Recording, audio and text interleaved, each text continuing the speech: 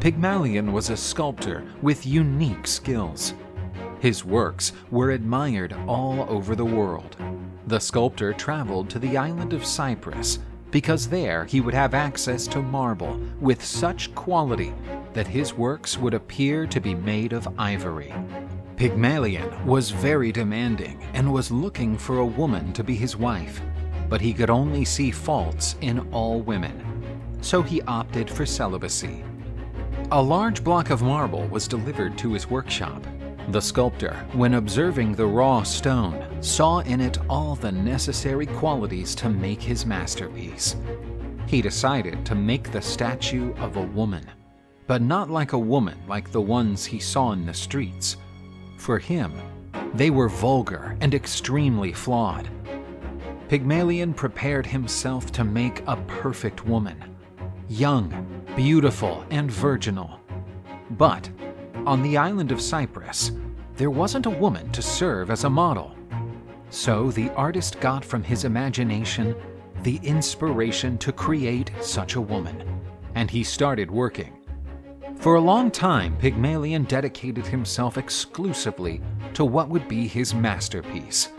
The sculptor devoted himself to every detail of his work, and the result was perfect. He had produced the most beautiful statue that had ever been sculpted. Pygmalion was delighted with his own work and named it Galatea. The statue was so perfect that the artist sometimes touched it to make sure it was not a real woman. The sculptor was in love with his own work. He caressed her face and dressed her in the purest silk.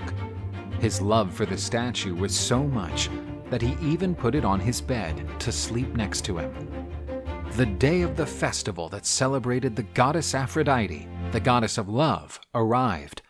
Pygmalion realized he was obsessed with Galatea, his beloved of marble and ivory. Pygmalion went to the temple to pay his due respects to the goddess. After making an offer to the goddess, Pygmalion asked her, "Goddess Aphrodite, I know I tried to avoid love at all costs, but I never intended to offend you. Now I'm here, prostrated before your temple, overwhelmed by the power of love, and I ask you for a wife like my ivory girl." The goddess Aphrodite was touched by the passionate artist's plea. Pygmalion returned home and found the statue of his beloved Galatea. The sculptor put his hands on her cheek and kissed her on the lips.